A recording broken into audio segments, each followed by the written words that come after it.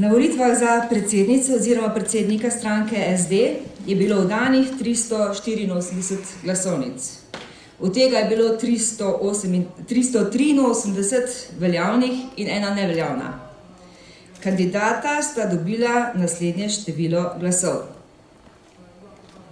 Tanja Fajon 276 glasov, Jani Prednik 107.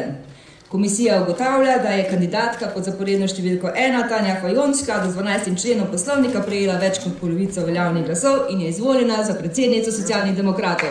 Tanja Fajon, čestitamo!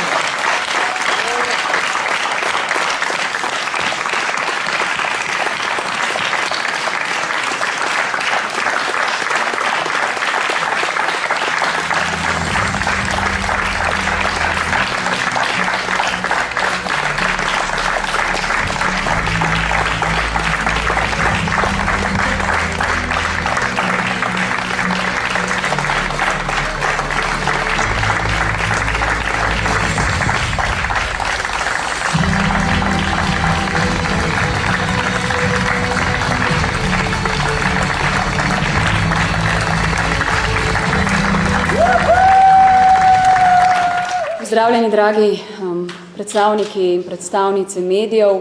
Socialni demokrati smo pravkar zaključili svoj 13. kongres, prvi digitalni, izpeljan vrhunsko, z dobro energijo, z izjemno udeležbo. Izvolili smo novo članico predsedstva, novo podpredsednico stranke in pa seveda mene kot novo prvo žensko predsednico v zgodovini socialne demokracije. Seveda se vsem na tem mestu najlepše zahvaljujem. Zmaga je ena velika odgovornost. Kampanja oziroma zadnji tedni in meseci so bili naporni, pokazali so, da moramo tudi kot stranka, in jaz verjamem, da po današnjem kongresu bomo stopili na to pot, še bolj združiti naše moči, se povezati stebre, kot sem dejala, poslanci, vodstvo stranke, centrala, in pa predvsem tisto, kar je najbolj ključno, naš teren. Tam so ljudje, ki odločajo o naših politikah in so z nami. Imamo dober potencial. Imam veliko zaupanje v našo stranko in imam veliko ambicijo. Danes smo predstavili izvrsten program z dobrimi paneli, z 10-letno razvojno agendo, z natančno izdelanim finančnim načrtom, kje so tiste naše prioritete. Pripravljali smo ta program in te zaveze zadnje 4 mesece z ekipo naših strokovnjakov, z gospodarstveniki, z nevladniki, z družbeno-civilnimi organizacijami, sindikati, kot stranka se odpiramo in to bo tudi moja pot naprej. Ključno se mi zdi pri tem alternativnem programu, ki ga nastavljamo danes naši vladi, je, kako želimo upravljati z državo, predvsem, da želimo ohraniti dostojanstvo za ljudi, njihovo socialno varnost, delovna mesta, javne sisteme, ko gre za vprašanje zdravstva, prometne infrastrukture, šolstva, znanosti, izobraževanja.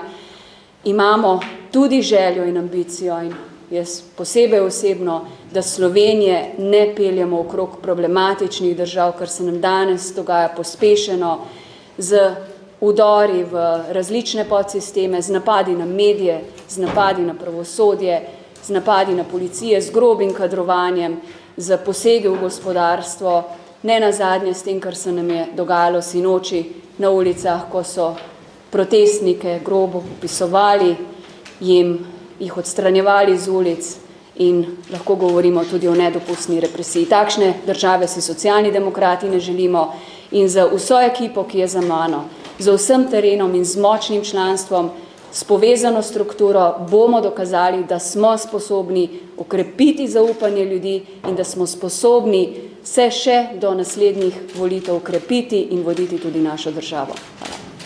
Hvala. Seveda morate komentirati izjavo gospoda Prednika, ki je dobil tako rekoč 28 glasov, oziroma vsak tretji skoraj delegati glasoval zanj. Ta močna izjava bo seveda bila, kako lahko podpira stranka tehničnega mandatarja, če ne bi stranka primila premijera. Hvala. Danes nismo pred parlamentarnimi volitvami, do parlamentarnih rednih volitev je še leto in pol. Spomnite se, da smo Socialni demokrati ves čas govorili, da si želimo predčasne volitve, to ni v naših rokah, si pa želimo zamenjave te, po mnenju mnogih, škodljive vlade za Slovenijo. In v tej situaciji, kot smo danes, imamo in mizi resen predlog, resno ponudbo za konstruktivno nezaupnico tej vladi in to je možnost, ki nas lahko utrdi in popelje tudi do državnozborskih volitev. Ko pa bo prišel čas za volitve, bomo pa nedvomno Socialni demokrati se potegovali z najboljšo listo kandidatk in kandidatov in se pripravili tudi na zmago na prihodnjih volitvah. Ta 28% ne pomeni, da se v terenu oziroma delegati ne strinjajo z vami. Jaz resno jemljem tudi to sporočilo, da je danes slaba tretjina naših delegatk in delegatov glasovala drugače. To je en odraz, ki je odraz kritike, ki je odraz nezadovoljstva znotraj tistega, kar smo največkrat slišali, mogoče trenja med terenom in centralo. Mene ta del ne skrbi, nasprotno. Iz vsega se lahko marsikaj naučimo, tudi iz te naše preteklosti. Smo stranka, ki ima razvejano in bogato mrežo in zgodovino in mislim, da bomo po tem kongresu, jaz sem kar trdno prepričana, lahko bolj odkrito in bolj transparentno delovali skupaj naprej. Moja želja je, da zelo kmalu z okrepljeno ekipo obiščem vse naše organizacije po terenu, kar sem naredila tudi že v zadnjih 4 mesecih in se še enkrat pogovorimo, kako še bolj povezati in še bolj okrepiti našo stranko.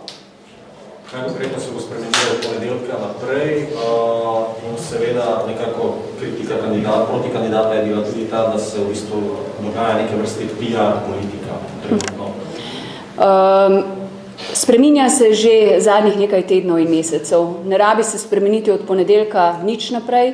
Zdaj imamo trdno vodstvo Socialnih demokratov, lahko polno delamo, ampak mi smo delali že zadnje 4 mesece, zdaj bomo samo še nadgrajevali našo agendo, naš program.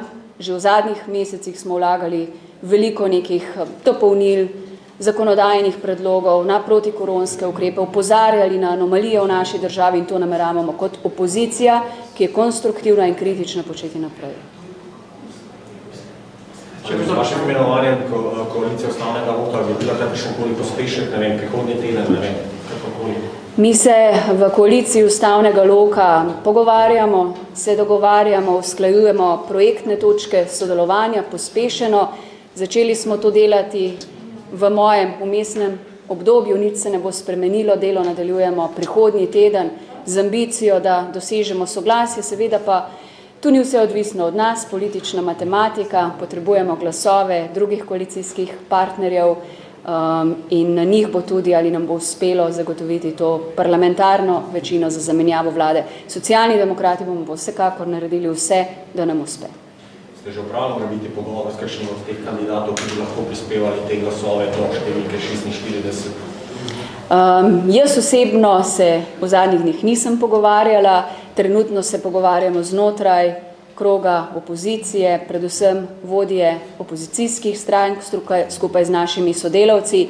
Pogovor z vsemi vabljeni, tu gre za Desus, SMC, Novo Slovenijo, bo sledil v drugem krogu, ko bomo uskladili naše projektne točke. Rekli ste, jaz osebno se nisem pogovarjala, ali se je kdo z vaše ekipe pogovarjal s tem? Ne, da bi jaz vedela. To bi bilo slabo, če se pogovarjali. No, verjetno ne izključujem, da se poslanci med sabo vsak dan na hodnikih pogovarjajo.